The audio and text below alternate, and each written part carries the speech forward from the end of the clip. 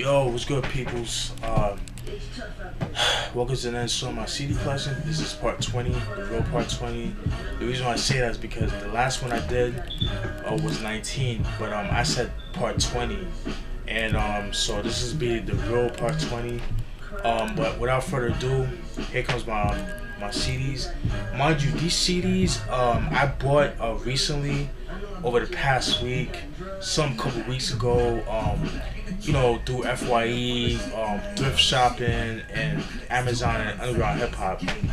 Alright, without further ado, start with the first album of the group, the Rappingpocalypse by A.D.H.D, the Chosen One, released in 2013, this year.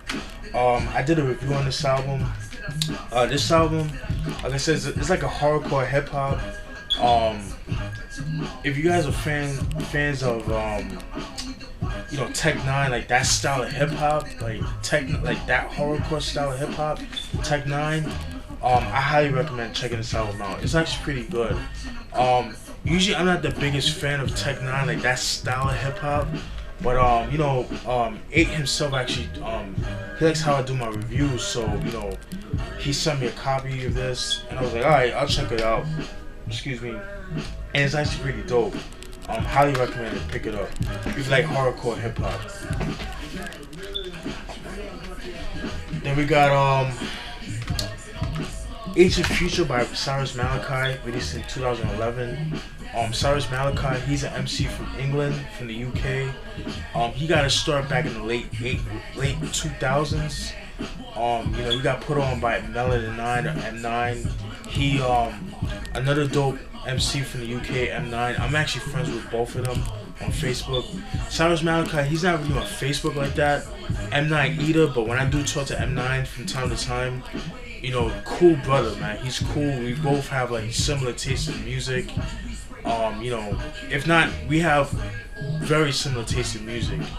But anyways, getting back to that, like I said, known for his affiliation with M9, and you know, he is part of a group called the Orphans of Kush. No, excuse me, Triple Darkness. Excuse me, that's the name of the group, Triple Darkness. And the group is consisted of Cyrus Malachi, Kaiser Smirnov, and M9 himself, the Triple Darkness group. And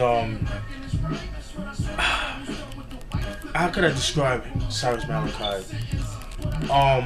If you guys like Killer Priest and you mix, and now I'm going by production wise, if you like old Wu-Tang, like I would say maybe from like the mid to late 90s, and like Mobb Deep from like the infamous Hell on Earth, like that sound, then you'll definitely enjoy this album.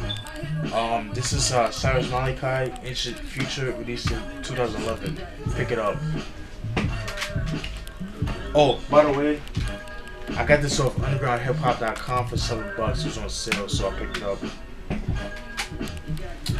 Then this was an Amazon release pickup that I bought from Amazon.com. Fucking love Amazon. This is Donnie Brasco with Godfather Don, released in 2010. You guys should know who Godfather Don is. I did my brief description on him when I did my Diabolique review. I didn't do a full-length review of the album, but I did like a semi-review of that. But anyways, Godfather Don, you guys should know him for his affiliation with Kool Keith and the Ultramagnetic MCs and shit like that. And this album right here is actually unreleased album that he recorded between 1999 and 2001. Kind of pissed about this. You see this shit? Kind of pissed about that, but you know, doesn't affect the play. Doesn't affect the CD at all. But it just, I don't know. I was kind of pissed off about that. But yeah, I like this album. Comes with a digipack, which I don't really like digipacks because a lot of times these joints right here, because what ends up happening over time, these start coming off. Reason being is because, you know, a lot of times because what they do, they use the glue gun to stick these together, and you know they end up coming off. You know what I mean? So, and that's one thing I like about that. But luckily, this is not doing that, so happy about that. I think my Diabolique one is doing that, and that kind of pissed me off. But I'm just glad to have that album because, but yeah, because you know Godfather Don, when he comes up with albums, a lot of that shit goes out of print very quickly because you know they're very high in demand because a lot of his stuff was vinyl only and didn't come out on CD until like I mean he came out Hazardous that came out back in 1991, but which I'm trying to get my hands on, but that one is long out of print and goes for a pretty penny. I seen it for like as much as $100. But anyway, getting back to this album, it's a pretty decent album. It's not as gritty, it's not as dark as his earlier stuff. Let's say Diabolique and his 12-inch singles, but you know he still have the complex rhyming that he's known for, the way he flows and shit like that. He to me is one of my favorite producers slash MCs of all time. Next with Large Professor, Lord Finesse, Diamond D, Eric Sermon, Havoc, old RZA. I'm talking about RZA from like, you know, from 1992 like to 1998. But yeah, very solid album. By the way, these are albums I haven't done reviews for, so stay tuned for that, for those reviews. You know what I mean? But this is Godfather Don Donnie Brasco, released in 2010. Pick it up if you can find it, because it's actually it's out of print right now. So if you get it for a decent price, go pick it up. Then we got another album by Mission. It's titled One. It's called One by Mission. This was released in 2001. Mission's a group that was formed back in I think 1997. They were a Boston via / Oakland, California based group. Reason being is because some of the members are from Boston and they relocated to Oakland, California, and they formed the group Mission there. One of the group members, you guys might know from underground hip hop heads, Mopo from Project Move. He was actually part of this album. This was his first group. Excuse me, gotta drink my water. Very dope album.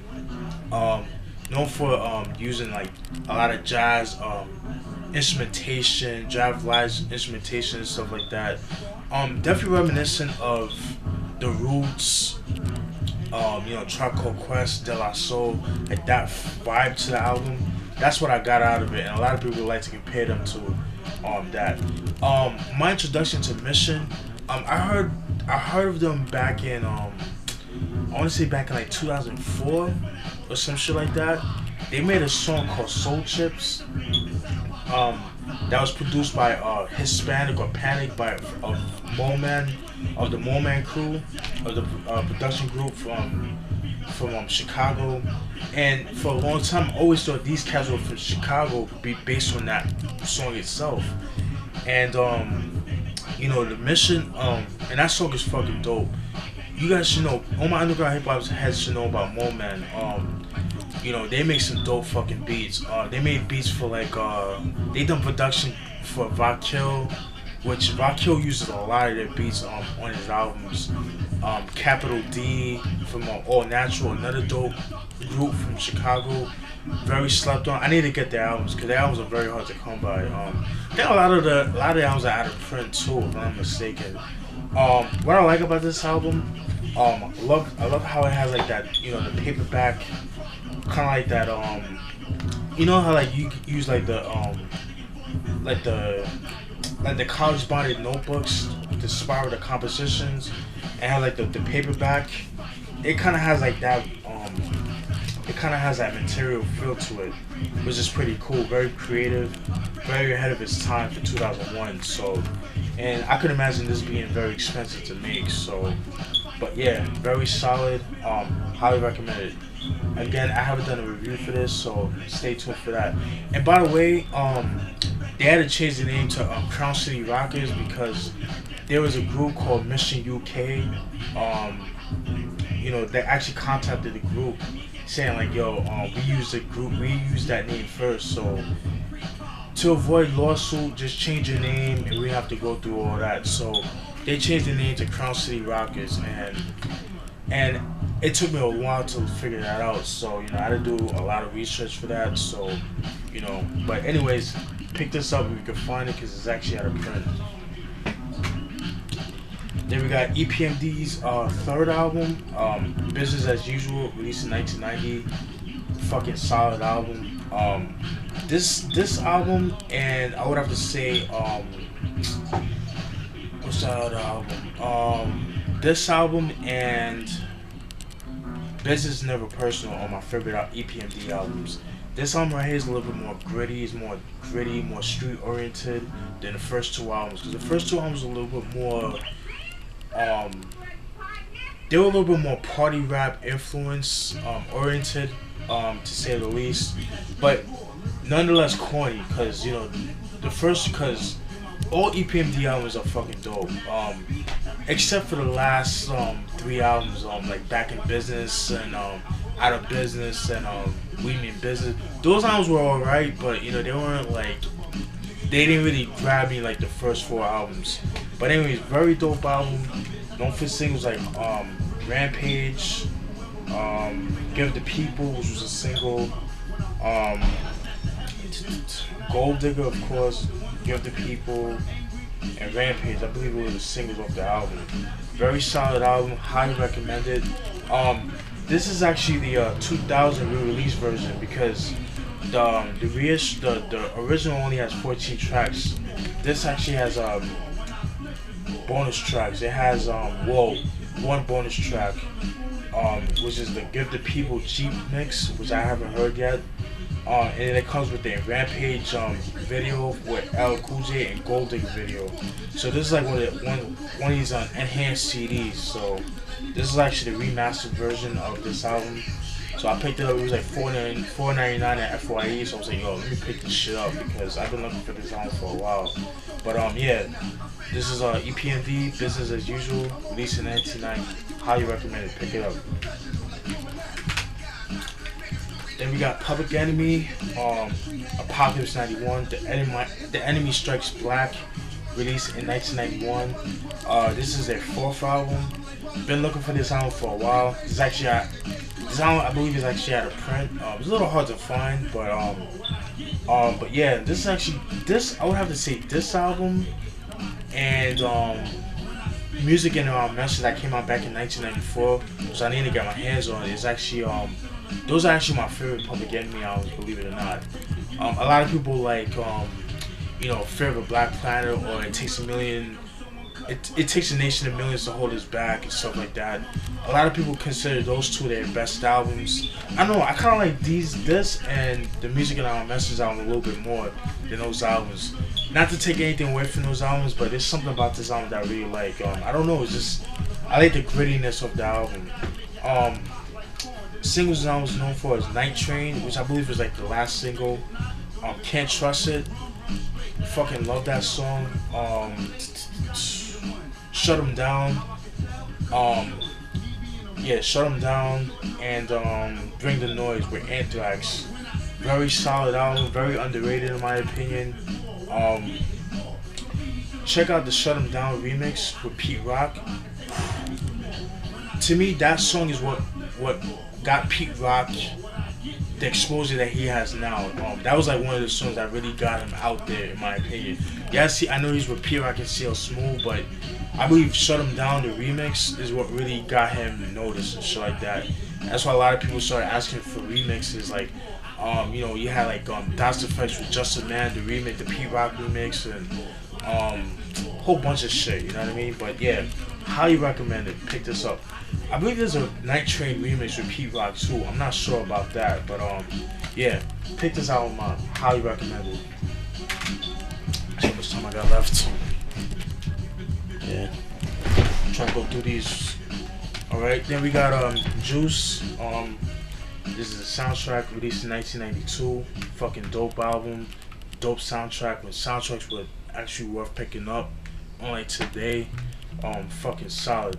Known for songs like Uptown Anthem with Noise by Nature, which was also featured on the remastered version of their first album, which I talked about that Juice No the Less by Everybody Rakim, which was actually featured on their Don't Sweat the Technique album. Is It Good to You by Teddy Riley featuring Tammy Lucas, that was actually a single too. And Don't Be Afraid with Aaron Hall, fucking love that song. I like that version better than the album version that he did back in his first album that came out a year later, I think back in 1993. But very solid album, man. It is a dope mixture of hip hop, like East Coast hip hop, West Coast hip hop, and R&B, and that's how it should be. You know what I mean? But very solid album. Pick it up. I believe this is actually out of print, and we got the Juice movie. Fucking love this movie. It's actually one of my favorite movies of all time. Hood movies, I should say. By the way, why is this not on Blu-ray? I don't understand that. Paramount, you need to step your fucking game up and put this shit on Blu-ray. Alright. Then we got Poetic Justice, released in 1993. The soundtrack, fucking phenomenal soundtrack. Dope movie too. Known for singles like Get It Up by TLC, which was like the first song. Call Me a Mac by Usher, when he was known as Usher Raymond, when he used his government name. This was actually his first appearance on Wax. This is like his first song that he ever recorded. So, I just thought I'd throw that out there.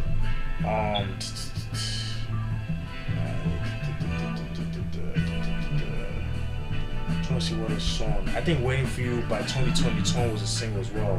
Not sure about that, but yeah, very dope album. Dope mixture of West Coast hip hop, a little bit of East Coast. Noise by Nature and P Rock CL Smooth was on this track, and Nice and Smooth as well. And a dope mixture of East Coast, West Coast, and R&B. Alright, fucking dope. Highly recommend it. Then we got Ice Cube's fourth album, Lethal Injection, released in 1993. Very dope album, highly recommended. To me, this is like the last good Ice Cube album. Highly recommended, very underrated in my opinion. This was around the time when Ice Cube, he kind of strayed away from the political style that he had in the first three albums. Because I kind of feel like he still had those songs in his album, but he kind of went for the more G-funk sound that was popular at the time. That that was popularized by Above the Law and Dr. Dre. Even though I feel like Dr. Dre kind of he didn't. I don't think he was a pioneer of G-funk, but he definitely mastered that sound. He kind of like brought it out to the masses. You know what I mean? Because when Above the Law came out, a lot of people didn't really know who they were. You know what I mean? People knew them for their affiliation with Eazy-E, but they didn't really they weren't really out there like that. They were like more underground. But yeah, this is Ice Cube getting into his G-funk style. I fucking love this album. Like I said, very underrated in my opinion. Like I said, I haven't done a review for this, so stay tuned for that. Known for songs like You Know How We Do It, Bob Gunn, One Nation featuring George Clayton, Parliament Funkadelic, What Can I Do? Fucking dope song. The Eastside remix with Ali Shaheed Muhammad that did the beat for that. Oh my god, fucking dope. Highly recommended. But yeah, very dope. Highly recommended. Oh, and Really Dope. That was a single as well too. Then we got Kanye West's got his first album, Kanye West College Dropout, released in 2004. Kanye West, you guys should know, producer / MC, one of the most popular artists out right now. This is, I don't know, man. I'm not the biggest Kanye fan like that, but his production I do like. But yeah, like I said, I would be doing a review on this album, so stay tuned for that. Known for singles like god damn, shit was like going in circles and shit. All Fours Down featuring Selena Johnson, Through the Wire, Slow Jams, Workout Plan, which I could not fucking stand. Jesus Walks, another song I couldn't stand. I understand, I liked it, but they played it so fucking much, like I just got tired of that shit. What other song? Two Words with Mos Def. Two Words. See, this shit's in circles, so it's kind of hard. But that song Two Words with Mos Def, you guys know that, and Freeway, I believe, is in too. But highly recommend it. Pick it up. Stay tuned for a review for that sometime. Then we got Massive Attack, Blue Lines, released in 1981. Massive Attack is a group from Bristol, England, or London, Bristol, England. The pioneers. They're considered like the pioneers of trip hop music. In fact, this is like the first trip hop album that ever came out, because before there was no such thing as trip hop. When it came out back in 1991, it wasn't known as trip hop because they didn't really have a name for it. It's just like, I guess, like another form of electronic music. Known for songs like Safe from Harm, Be Thankful for What You Got, 5-Man Army, and Daydreaming, which was like the 4 singles off the album. If you like Portishead, like shit like that, you'll definitely enjoy this album. Highly recommend it. Something got left. Alright, still got time. Alright, then we got Bob James and James Sanborn. This is a collab album between the two. This was released in 1986. Very solid album, man. Very smooth. Very dope. You guys know I make beats and stuff like that, and I have sampled from Bob James from time to time and stuff like that. And he definitely has some dope atmospheric songs, like very mellow joints and stuff like that. He could come out with hardcore joints, and he could come with like more smooth joints too as well. But yeah, highly recommend checking this album out, man. If you like Bob James, you'll definitely enjoy this album. This is Double Vision, released in 1986. All right, and I'm gonna cut it short right there. Stay tuned for part 21. All right, peace.